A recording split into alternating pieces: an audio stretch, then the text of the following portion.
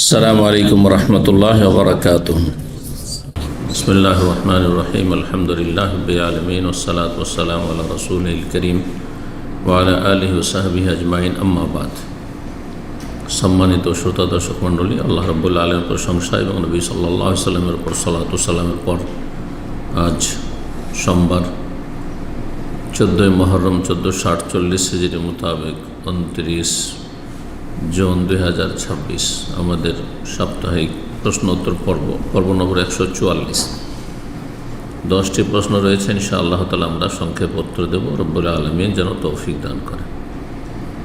প্রথম প্রশ্ন করেছেন, বলছেন, আসসালামু আলাইকুম শাইখ। ওয়ালাইকুম সালাম। আমাকে হাই প্রেশার ও হরমোনের কারণে ডাক্তার যে ওষুধ দিয়েছে তাতে ঘুম হয় ও খাবারের রুচি হয়, এতে কি বিজাতের অনুকরণ হচ্ছে? এটা আবার কিসের বিজাতের অনুকরণ? আল্লাহ হিদায়াত করে। ফরজটা আদায় হয়, কিন্তু সুন্নত নফল তেমন বাড়াতে পারছি না। ফরজ আদায় করলে নাজাত পেয়ে যাবেন ইনশাআল্লাহ। সুন্নত নফল চেষ্টা করবেন, অথবা সালাতের জন্য যখনই স্থির হই তখনই মনে হয় শুধু ফরজটাই আদায় করব, কেন এটা মনে হবে গাফিলতি কেন? সক্রিয় হবেন, বিশেষ করে আখেরাতের কাজে জান্নাতের জন্য উদ্গ্রীব হবেন, মেহনতি হবেন। এতে কি ঈমান নষ্ট হচ্ছে? না, ঈমান নষ্ট হয় ফরজকে অস্বীকার করলে, দিনের স্পষ্ট বিষয়কে অস্বীকার করলে, অথবা সালাত ত্যাগ করলে, বড় শিরক কুফরি করলে, ঈমান ভঙ্গকারী কোনো কাজে লিপ্ত হলে। গাফিলতি এটি মুনাফিকের লক্ষণ। যথাসাধ্য গাফিলতি মুক্ত হইতে হবে। যার মধ্যে গাফিলতি আছে ইবাদত বন্দেগীতে, তার মধ্যে মুনাফিকের চরিত্র রয়েছে। আল্লাহ রাব্বুল কোরআনে কারিমে মুনাফিকদের সম্পর্কে বলেছেন, ওয়াইযা কামু ইলা সালাতি কামু কুসালা। ওরা নামাজে দাঁড়াইলে বড় অলসতার সাথে নামাজ পড়ে, গাফিলতির সাথে, মন লাগে না। এমন যেন না হয়, মুনাফিকদের সাথে যেন হাসর না হয়। আল্লাহকে ভয় করবেন। আমরা যখন ভালো কিছু রান্না করি তখন নিজে মন চাইলেও না খেয়ে বাচ্চাদের জন্য রেখে দিই, এতে কি আত্মাকে কষ্ট দেওয়া হয়? সবই রাখবেন না, নিজেও খাবেন, জি, আর ছেলে মেয়েকেও খাবেন, জি। বা গোনা হবে না, তবে নিজেও খাবেন, ছেলে মেয়েদের খাবেন, এটি ভালো, জি। নাহলে অনেক সময় হয়তো খুব ভালো জিনিস রান্না করলেন আর ছেলে মেয়েদের আবেগে ছেলে মেয়েদের রেখে দিলেন, ওতে বদনজর লাগতে পারে আপনার দৃষ্টি, কারণ আপনার মন ওইদিকে টেনে আছে যে খাবারটা অত্যন্ত ভালো হয়েছে, কিন্তু নিজে খেলেন না। এমনটা অনেক সময় নিজের ছেলে মেয়েদেরই ক্ষতি করবে। 2 নম্বর প্রশ্ন, বলছেন, আসসালামু আলাইকুম শাইখ ওয়ারাহমাতুল্লাহ। কোরবানি শরীকে দেওয়া ভালো নাকি একা একটা খাসি দেওয়া ভালো একটা পরিবারের পক্ষ থেকে? কোরবানি সবচেয়ে ভালো গোটা উঁট দেওয়া, পুরো উঁট দেওয়া। 2 নম্বর ভালো হচ্ছে পুরো একটি গরু দেওয়া। 3 নম্বর ভালো হচ্ছে গোটা একটি খাসি, বকরা, বকরি, মেষ, দম্বা দম্বি দেওয়া। 4 নম্বর হচ্ছে ওটের ভাগ। 5 নম্বর হচ্ছে গরুর ভাগ। 5 নম্বর হচ্ছে গরুর ভাগ, জি।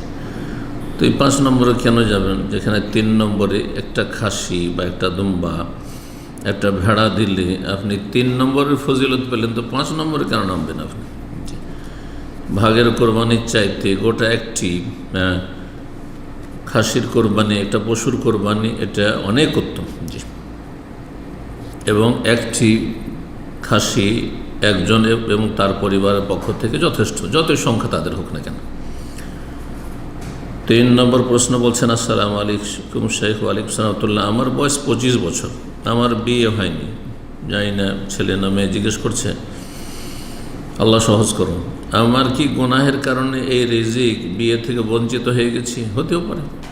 আল্লাহ কোরআনে কারিমে বিভিন্ন আয়াতে বলছেন, ওমা আসাবাকুম মুসিবাতিন ফাবিমা কাসাবাত আইদিকুম। তোমাদের ওপর কোনো বিপদ আপদ যদি আসে তা তোমাদের কর্মের, কুকর্মের ফল, পাপের ফসল, জি। ফাবিমা কাসাবাত আইদিকুম ওয়া ইয়াফু আন কাসীর। অনেক আল্লাহ মাফ করেন। তো এটাও আল্লাহ মাফ করতে পারেন যদি তাই হয় যে আপনার জীবনে গুনাহ হয়েছে, আর বুঝতে পারছেন আমার গুনাহ আছে, আর বিভিন্ন ক্ষেত্রে বাধাগ্রস্ত হচ্ছে, তার মধ্যে বিয়ে হচ্ছে না, ভালো পাচ্ছেন না, মনের মতো পাচ্ছেন না, বিভিন্ন অশান্তি আছে, আর্থিক সংকট আছে, রিজিকে বরকত নেই, অসুস্থ হচ্ছেন বেশি, তার মানে আত্মপর্যালোচনা করতে হবে, নিজের হিসাব করতে হবে যে আমার পাপ আছে, এই পাপের হয়তো এটা হচ্ছে কর্মফল, শাস্তি, আযাব, পার্থিব আযাব। ওয়ালা নুযিকান্নাহুম মিনাল আযাবিল আদনা দুনাল আযাবিল আকবার লাআল্লাহুম ইয়ারজিউন। আল্লাহ বলছেন যে ছোট ছোট আযাব, দুনিয়ার নিকটতম আযাব আমি দিয়ে থাকি মহাশাস্তি বড় আযাবের আগে, মানে মরার পরে যে কবরের শাস্তি, কবরের আযাব, জাহান্নামের আযাবের আগে দুনিয়াতে কিছু আযাব শাস্তি দিয়ে থাকি। কিসের জন্য? লাআল্লাহুম ইয়ারজিউন, যাতে করে সংশোধন করে ফিরে আসে।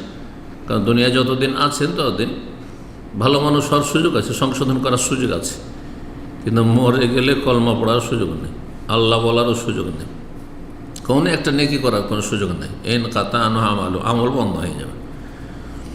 সুতরাং তওবা ইস্তিগফার করুন, আল্লাহর কাছে ক্ষমা চান। তওবা ইস্তিগফার করলে রিজিকে বরকত হয়, মনের আশা পূরণ হয়, এবং আল্লাহর কাছে তওবা করার সাথে সাথে দোয়া করুন। যদি বিষয়টি এমন হয় তাহলে আমার করণীয় কি? যেমনটা বললাম, তওবা করেন, গুনাহ হয়েছে তো, আর গুনাহ প্রত্যেকের আছে, কারো কম কারো বেশি, বিশেষ করে কাবিরা গুনাহ জানা আছে, অবশ্যই তওবা করা ফরজ, দ্রুত তওবা করা ফরজ, বিনা বিলম্বে। এবং তওবা না করলে আল্লাহ মাফ করবেন না, কাবিরা গুনাহ বিনা তওবাতে আল্লাহ মাফ করবেন না। খালেস অন্তরে তওবা করলে ভালো মানুষ হয়ে যাবেন, খারাপ ছিলেন ভালো হয়ে যাবেন, এবং ভালোদের সাথে উঠা বসা করবেন, ভালোদের সাথে আত্মীয়তা করবেন, বেশি এলম শেখার চেষ্টা করবেন, বেশি আমল, সুন্দর আমল করার চেষ্টা করবেন। এইভাবে জিকির আজকার করবেন, আল্লাহর কাছে দোয়া করবেন, আল্লাহ গফুরুর রহিম, আল্লাহ মাফ করবেন। 4 নম্বর প্রশ্ন বলছেন, আসসালামু আলাইকুম শেখ, আমার প্রশ্ন, কোরবানির সম্বন্ধে আমাদের বাড়িতে একটি ছাগলের বয়স 14 মাস পেরিয়ে গেছে, অথচ দাঁত ভাঙেনি, মানে দুধের দাঁত ভাঙেনি, তাহলে কি তার কোরবানি দেওয়া যাবে কি? দলিল সহকারে উত্তরটি দিয়ে উপকৃত করবেন। নবী সাল্লাল্লাহু আলাইহি ওয়াসাল্লাম তাযবাহিল্লা মুসিন্না, মুসিন্না ছাড়া কিছু জবাই করবেন না। মুসিন্নার অর্থ কি? অনেক আহলে হাদিস ওলামারা বলছেন মুসিন্না মানে দাঁতা, দাঁতা হইতে হবে। তো যারা বলছেন দাঁতাই হইতে হবে তাদের মতে হবে না, যদিও 14 মাস বয়স হয়ে গেছে কিন্তু দাঁতে নেই। এই 14 মাস এটা হচ্ছে ছাগলের ক্ষেত্রে, ছাগলের ক্ষেত্রে, কিন্তু যদি গরু হয় তো কমপক্ষে 2 বছর বয়স হইতে হবে, উট হলে কমপক্ষে 5 বছর বয়স হইতে হবে, জি। আর ছাগল হলে 1 বছর যথেষ্ট। অধিকাংশ আমাদের কাছে লা তাযবাইল্লা মুসিন্না মানে 1 বছরের, 1 বছর বয়স হলে দেওয়া যাবে। কিন্তু কেনা ছাগল সম্পর্কে তো আমার জানা নেই, যে বিক্রি করছে সে তো মিথ্যা কথা বলতে পারে, কারণ কোরবানির যখন সিজন তখন বেশি মূল্য পাবে, লাভবান হবে, সে মিথ্যা বলবে। আজকাল অধিকাংশ লোক অসৎ, আল্লাহ পরকাল কিছু চিন্তা নেই, পয়সা হলেই হবে, এই জন্য মোটে বিশ্বাস করা যাবে না কারোর কথা। তবে আপনার নিজের বাড়িতে যদি মানুষ করে থাকেন 1 বছর হয়ে থাকে তাহলে জায়েজ অধিকাংশ আমাদের নিকট। দাঁতা হলে এটি অধিক সতর্কতা, আপনি তাহলে নিশ্চিত, জি, বিষয়টিতে দ্বিমত রয়েছে।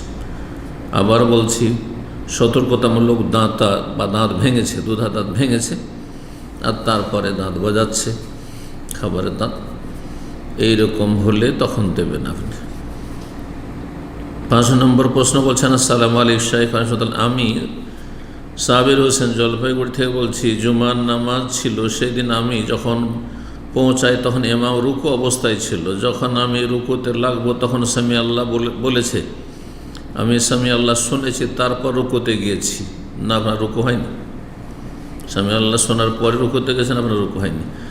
ইমাম তখনও পুরোপুরি রুকু থেকে উঠেনি, যখন শুনে নিয়েছেন শেষ, রুকু শেষ, ওঠা শেষ করেছে, পিঠ ঝুঁকেই ছিল, এই অবস্থায় আমি রুকু করেছি। পরে বুঝলাম ওটা শেষ রাকাত ছিল, আমার কি জুমা কবুল হবে? না, জুমা কবুল হবে না, জোহর পড়তে হবে। কমপক্ষে জুমার ক্ষেত্রে মাসলা, কমপক্ষে 1 রাকাত যদি না পান তাহলে জুমা হবে না, জোহর পড়তে হবে, স্পষ্ট হাদিস রয়েছে এই ক্ষেত্রে। অন্য সালাতের ক্ষেত্রে অসুবিধা নেই, জোহরে গেছেন, আসরে গেছেন, আর শেষ রাকাতে যা পৌঁছলেন, রুকু হয়ে গেছে, এক শ্রেণীর লোকরাকে দেখা যায় যে তারপর দাঁড়িয়ে থাকে না, দাঁড়িয়ে থাকবেন না, ওয়ালিয়াসনা কামা ইয়াসনাউল ইমাম, ইমাম যেমন করেছে তেমনই করেন আপনি। তবে জামাতের ফজিলতের জন্য অনেক ওলামারা বলেছেন যে 1 রাকাত পেতে হবে, কারণ অন্য হাদিসও রয়েছে, মান আদরাকা রাকাতাম মিনাস সলাতে ফাকাদ আদরাকাহা, যে ব্যক্তি 1 রাকাত কমপক্ষে পাবে সেই ব্যক্তি সেই জামাত পেল বা রাকাত পেল। আসলে এই জামাতের ফজিলত পাওয়া যাবে না যদি 1 রাকাতও না পান, কিন্তু তারপরে জামাতে লেগে যেতে হবে। জুমাতেও আপনি লেগে যাবেন, কিন্তু যখন ইমাম সালাম ফিরবে তখন আপনি জোহর করবেন, জোহরের নিয়ত লাগবেন। আপনার জুমা হবে না কমপক্ষে, জুমার ক্ষেত্রে স্পষ্ট হাদিস রয়েছে, জুমার দিন কেউ যদি রুকু পায় 1 রাকাত পায় তাহলে তার জুমা হলো, আর না হলে জুমা হলো না। জি, সে জোহর করবে। যদি আমি পরবর্তীতে জোহর পড়ে নিয়েছি, ভালো কাজ করেছেন, জোহর পড়তেই হবে, বিষয়টা নিয়ে খুব চিন্তায় আছি, আগে জুমা হয়নি মোট কথা, বিনা কারণে যদি করে থাকেন এরকম কাজ, ঘুমিয়েছিলেন আপনি আর তারপরে অলসতায় যাচ্ছি, সংসারের কাজ করছিলেন, অফিসের কাজ করছিলেন, এইভাবে জুমা ছুটেছে, তাহলে গুনাহগার, কাবিরা গুনাহ করেছেন। আর যদি কোথাও থেকে সফর করে আসছিলেন আর তারপরে বাস ট্রেন থেকে নেমেছেন, গেলেন মসজিদে, দেখলেন যে জুমা হয়ে গেল, তাহলে কোনো গুনাহ হবে না, কারণ তখন আপনি সফরে ছিলেন। 6 নম্বর প্রশ্ন বলছেন, আসসালামু আলাইকুম শাইখ আলিম সাহাতুল্লাহ, আমি নাইট ডিউটি করে আসি রাত 2:30। একজন প্রবাসী জিজ্ঞেস করছে, বেশে গোসল করে ক্লান্ত শরীরে কখন ঘুমিয়ে যায়, ফজরের নামাজ নিয়মিত হয় না, আল্লাহ তৌফিক দান করুন। ঈমানে জোর থাকলে শরীরও জোর হয়ে যাবে। ঘুম দুনিয়া আর নামাজ হচ্ছে আখেরাত। হ্যাঁ, ঘুম হচ্ছে দুনিয়া, আপনার দুনিয়া শরীরের আরাম, আর আপনার ফজরের সালাত হচ্ছে পরকাল, জান্নাত। জি, আখেরাতকে প্রাধান্য দিতে হবে, তাহলে জান্নাত পাওয়া যাবে। ও আসার আল হায়াত আর দুনিয়া, আল্লাহ করে বলছে যে দুনিয়াকে প্রাধান্য দেবে, জাহান্নামে যেতে হবে। এটা করলে হবে না, ইচ্ছা করে ঘুমানো যাবে না, অনিচ্ছা করে তো ঘুম চলে এসছে, সে মাঝে মধ্যে হইতে পারে। এখানে ফজরের নামাজ 3:50 আমি রিংটোন দিয়ে রাখলে রুমের বাকি 5 জনের ডিউটি করে, তারা রিংটোনে ঘুম ভাঙে আর তারপরে বেশি কথা বলে, ঝগড়া লাগায়। এই অবস্থায় আমি কি করতে পারি? আল্লাহ তৌফিক দান করুন। এই খারাপ অসৎ লোকদের সাথে বসবাস করবেন না, জায়েজ নয়। যারা নামাজ কেউ সাথী সঙ্গীরা পড়লে কষ্ট পায়, তারা মুসলিমই না, মুরতাদের, মুসলিম সমাজের ইসলাম ভঙ্গ হয়ে যাবে। নামাজিকে দেখলে কেউ যদি ঘৃণা করে, অথবা কেউ নামাজ পড়ছে রুম থেকে সেই জন্য তাকে ঘৃণা করে, নামাজের জন্য জাগছে সেই জন্য কষ্টবোধ করে, তাহলে সে কাফের হয়ে যাবে। সে নামাজের জন্য তাকে ঘৃণা করছে, হ্যাঁ, তার রূপ চেহারা দেখে ঘৃণা করছে না, ঈমান ভঙ্গকারী বিষয়টি, মুরতাদ হয়ে যাবে। আল্লাহ বোঝা তৌফিক দান করুন। এইসব মুরতাদ পাপিষ্টদের রুমে থাকা যায় না, এইসব আল্লাহর গজব নামছে, এইসব রুমে এইসব জায়গায় আল্লাহর গজব নামছে। জি, তবে যদি আপনি গরিব মানুষ হন আর কোম্পানি বাসা দিয়েছে, নিরুপায়, সেটা আলাদা কথা। পয়সা আল্লাহ, ভালো স্যালারি আছে, কোম্পানির বাসা আছে, অন্য জায়গায় থাকে না, অসৎ লোকের রুমে কেন থাকবে না?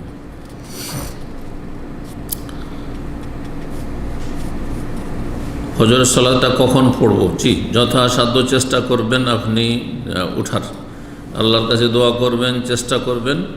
দোয়া যদি করে, দোয়ার চেষ্টা আর আপনার মন মানসিকতার চেষ্টা, তাহলে আল্লাহ তৌফিক দেবেন ইনশাআল্লাহ। লাইসা লিল ইনসানি ইল্লা মা সা, আল্লাহ বলছেন মানুষ সেটাই পায়, সেটার জন্য চেষ্টা করে।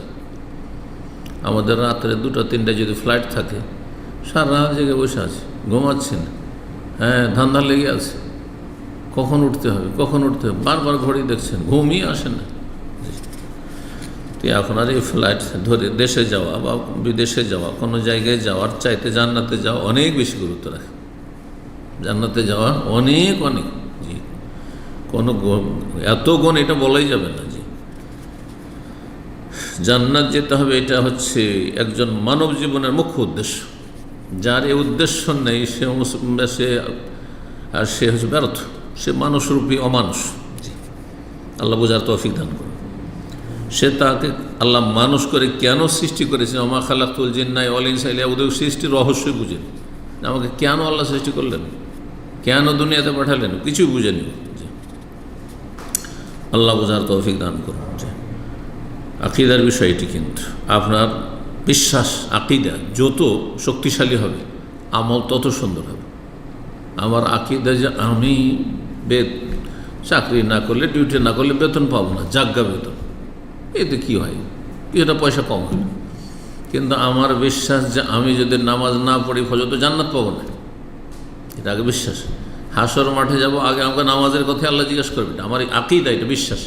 আর এই শক্ত আকীদার ভিত্তিতে আমার ফজরের নামাজ, আমার 5 ওয়াক্ত সালাত। জি, এই জন্য এখানে আকীদা কাজ করছে। যার আকীদা, যার বিশ্বাস যত মজবুত, তার আমলের কোয়ালিটি তত সুন্দর। কাউকে বলতে হবে না, আমি আপনাদের বলবো, আমার কেন বলবো না? আল্লাহ বোঝার তৌফিক দান করেন।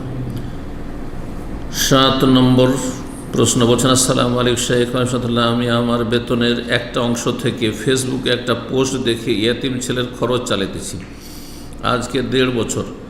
আমার এখন একটু অর্থের সমস্যা চলতেছে। দেশে ঋণ দাতা পিতামাতার খরচ দিয়ে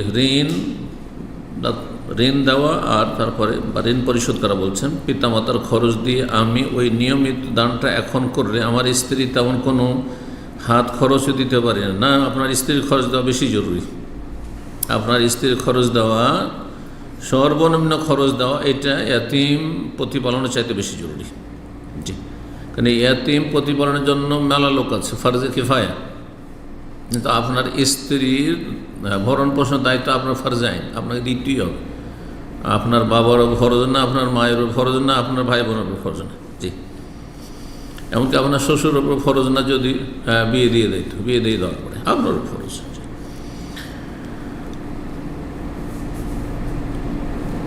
বলছেন যে আমার স্ত্রী বলে, তুমি আমার খরচ না দিতে পারলে তাহলে আমাকে তালাক দিয়ে দাও, এখন আমার করণীয় কি? আপনি এতিমের খরচা এতদিন চালিয়েছেন পূর্ণ মাত্রা, এখন অল্প কিছু দেন, একেবারে ছেড়ে দিয়েন না। পরামর্শ এটি, অল্প কিছু দেন, যে এইটুকু দিতে পারছি, আর স্ত্রীকেও দেন, হ্যাঁ, কমপক্ষে তার খরচ চলার মতো কিছু খরচ দেন। আর হাত খরচ মানে একবারে দিতেই হবে, বেশি বেশি করে দিতে হবে, এটা কোনো জরুরি না। 3 বার খাওয়া দাওয়া দিচ্ছেন, কাপড় দিচ্ছেন, বস্ত্র দিচ্ছেন, থাকার জায়গা দিচ্ছেন, আর তার সাথে টুকিটাকি যদি কোনো খরচ থাকে। আর প্রতি মাসে হাত খরচ এত টাকা করে দিতে হবে, এটা কোনো শরীয়ত না। হ্যাঁ, আপনাদের মা বাবার যুগে এটা ছিল না। আপনি বলছেন পকেট খরচ দিতে হচ্ছে, হাত খরচ স্ত্রীকে দিতে হচ্ছে, এটা আপনার বাবারা মায়েরা করতো না, কেউ করতো না। খেতে দিত, বাসা দিত, বাস, জি, বস্ত্র দিত। 8 নম্বর প্রশ্ন বলছেন, মানহাজ স্পষ্ট না করা আলেম ও মিশ্র মানহাজের হালাকায় আকীদার দার্স দেওয়া সম্পর্ক অবস্থান কি? না, আকীদার দার্স দেওয়া মানে দার্স নেবেন না। আপনি আকীদার দার্স দিচ্ছেন বেদাতীদেরকে, এটা ঠিক আছে, কারণ ওদেরকে তো হেদায়েত করতে হবে। এখানে আপনি কথা লিখেছেন অস্পষ্ট। মিশ্র মানহাজের হালাকায় আকীদার দার্স দেওয়া সম্পর্ক অবস্থান কি? আকীদার দার্স যদি আমি দিই, আর এমন লোকদের সামনে দিচ্ছি যাদের মানহাজ স্পষ্ট না বা মিশ্র মানহাজ, তাহলে তো প্রয়োজন আছে। ওরা তো রোগী, ওদের তো আরও বেশি সহি দার্স দেওয়ার, বিশুদ্ধ আকীদার শিক্ষা দেওয়ার প্রয়োজন রয়েছে। কিন্তু তাদের কাছ থেকে শিক্ষা নেওয়া যাবে না।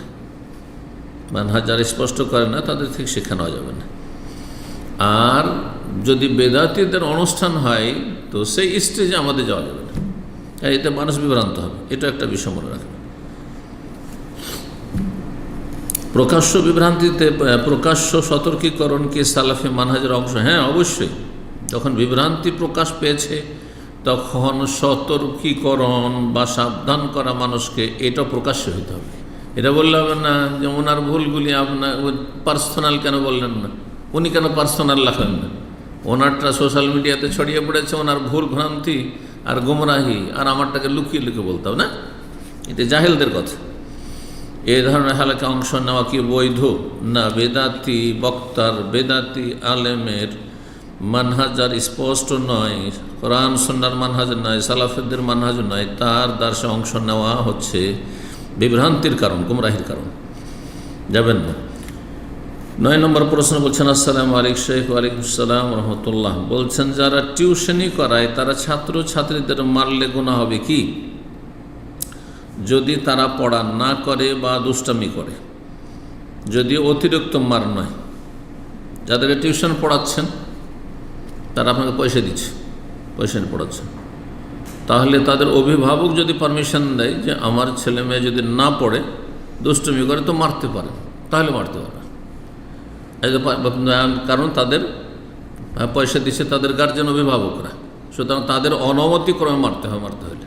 আর হালকা মারতে হবে আদব দেওয়ার জন্য, শাস্তি দেওয়ার জন্য নয়, তাদিবের জন্য, তাজিবের জন্য নয়, আদব দেওয়ার জন্য, আজাব দেওয়ার জন্য নয়। কথা বোঝা গেছে? যেমন ছেলে মেয়েদেরকে মায়া আছে, ভালোবাসা আছে, কিন্তু আদব কায়দার শিক্ষা দেওয়ার জন্য কিছু হয়তো কোনো সোমবার দেন, কিন্তু যদি শাস্তি দেওয়ার জন্য ভালো করে শাস্তি দেবো ছেলেকে মেয়েকে, তাহলে আপনি জালেম বাবা, জালেম মা, জায়েজ নয়।